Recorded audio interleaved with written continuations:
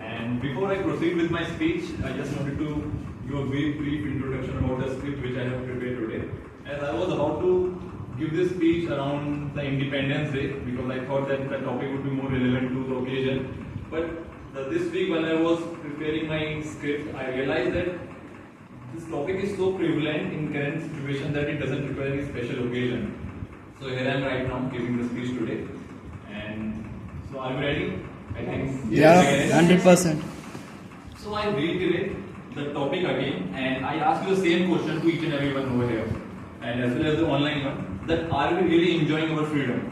Just a big response, yes or no? Yes. Yes. No. No. Okay, we are getting a mixed response. Somebody is saying yes or no. And I believe by the end of the speech you will get to know the answer to it.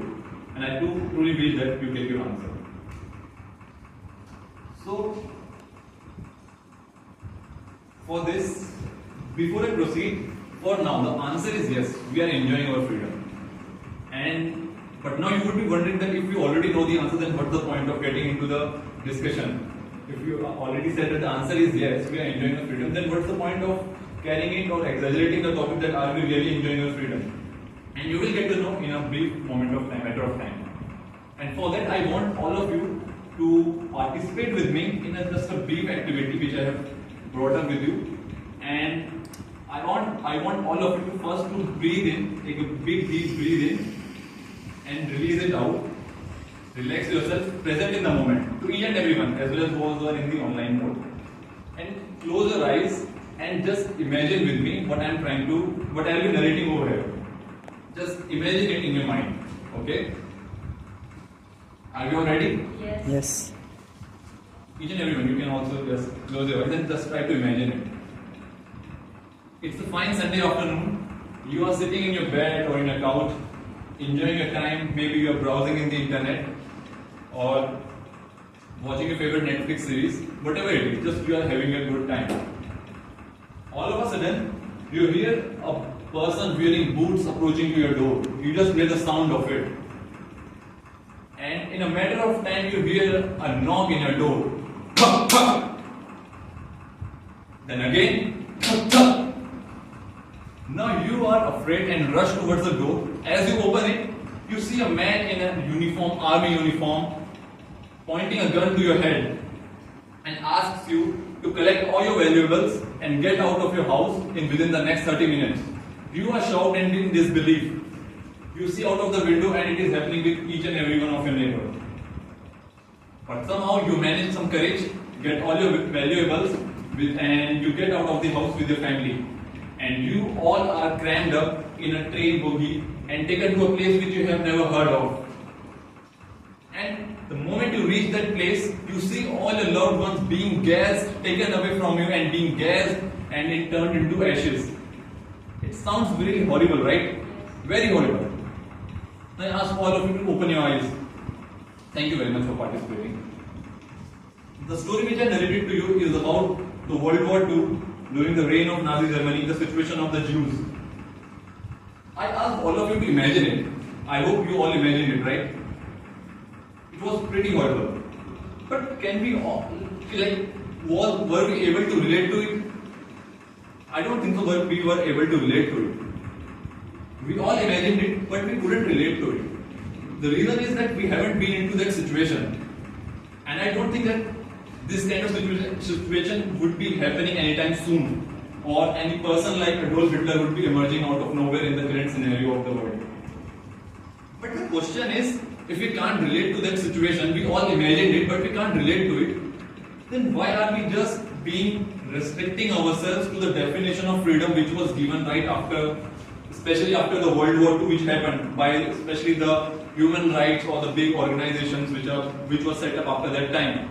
If we currently ask somebody what is the definition of freedom, or if you ask the definition of freedom from those Jewish people, they will tell you that the freedom is to have your own identity, to not being enslaved by anyone else, to have the freedom to speak, to act, or to travel or to reside anywhere in the world. But if we ask somebody in the current scenario, what is the definition of freedom, he is going to tell you the same thing. But if we can't relate to that situation, then why are we relating or just restricting ourselves to that definition? or just the physical dimension of it. Sometimes I believe how stupid it is for us that we are just restricting ourselves or bounding ourselves to that physical definition, the literal definition which was being bestowed upon us by the higher agencies or the constitution, I say. I am not saying it in an otherwise manner. It is good. I have my own freedom. That's why I am speaking over here. I am standing over here delivering my speech. You all are sitting over here. We have this place to conduct a session. We have our freedom. But the point is, why are we just restricting ourselves to the physical dimension? Aren't we just bounding ourselves? Or if we look at the current plight of the humans, aren't we just restricting ourselves or bound? We have made ourselves bound to the mind, our own mind. We are just bounding ourselves to the shackles of overthinking every single day. Why is it so? Why we are just being so harsh upon us? And it is whether it is intentionally or intentionally, we are just love to entangle ourselves in the overthinking process. We aren't free from that. We have accepted the physical aspect of freedom, but we haven't accepted the invisible or the innate which is within ourselves, that innate expression of freedom. And the question is, why was I sitting over there, was continuously being afraid, asking ourselves that how am I going to present my speech over there? Why was I being continuously afraid that whether I will be judged by the others or not? How am I going to put my point to others or not? And why right now all of you sitting over there just wondering that what you are going to speak over here when you get into the podium over here?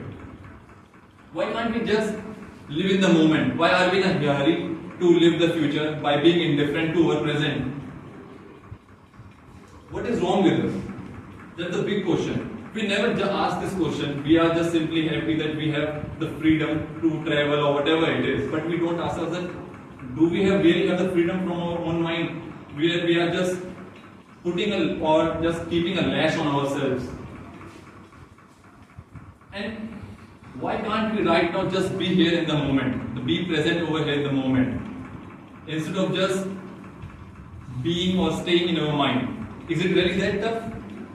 I think with patience, being observant and being mindful to our thoughts, what we are doing right now, what we are thinking right now, I think we can just pull ourselves from that hypothetical situation we are just trying to keep ourselves, which never even happens, and be in the present mood. So, I again at the end ask you all the same question again. Are we really enjoying our freedom?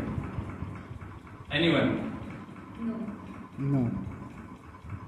Okay, now the answer I am getting is the no. But I think the answer is still not correct. We are partially enjoying our freedom as well as we are partially not enjoying our freedom.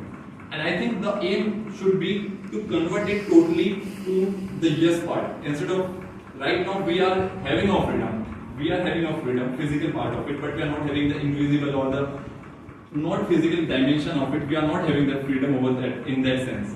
So we need to work over that part and to turn complete freedom or to enjoy the complete freedom we can achieve. So thank you all for listening to me. I am the Consul.